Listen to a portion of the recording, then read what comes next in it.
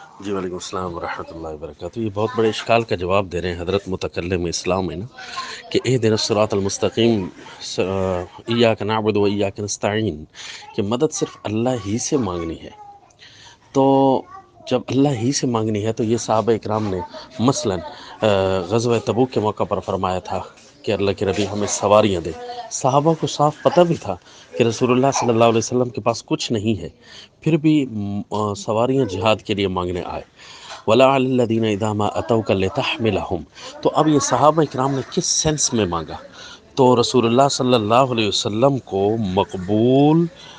بندہ سمجھا، اور رحمت الہیہ کا واسطہ اس انداز سے سمجھا کہ جب آپ صلی اللہ علیہ وسلم اللہ تعالیٰ سے مانگیں گے تو اللہ تعالیٰ سواریوں کا انتظام کر دیں گے۔ اگرچہ سامنے نظر آ رہا ہے کہ اللہ کے نبی کے پاس کچھ نہیں ہے، پھر مانگنا ان کا یہ غیبانہ پکار تو نہیں ہے، نہیں، کسی بھی زندہ آدمی سے اس نیت سے مانگنا کہ واسطہ رحمت الہی ہے، اور اس سے بھی استعانت ظاہری مانگنا کہ ظاہری آپ دے سکتے ہیں، آپ سواریاں پیدا تو نہیں نہ کر سکتے، اور غیر مستقل سمجھ کر مانگنا کہ آپ کو اللہ تعالیٰ نے یہ طاقت تو نہیں دی کہ آپ جو ہے گنج بخش بن جائیں یا غریب نواز بن جائیں، بلکہ آپ غیر مستقل طور پر، مستقل ذات صرف اللہ کی ہے، مستقل طور پر آپ اللہ تعالیٰ سے ہی مانگیں گے۔ آپ کے پاس پوری کی پوری طاقت نہیں ہے، اور آپ رحمت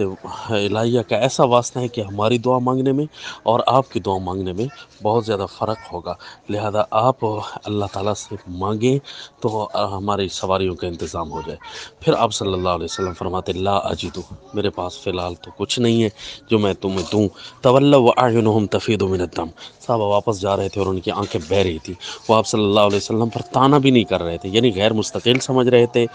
رحمت الہیہ کا واسطہ بھی سمجھا اور مقبول بھی سمجھا رسول اللہ صلی اللہ علیہ وسلم کو، اور استعانت بھی ظاہری طور پر کی۔ تو لہذا یہ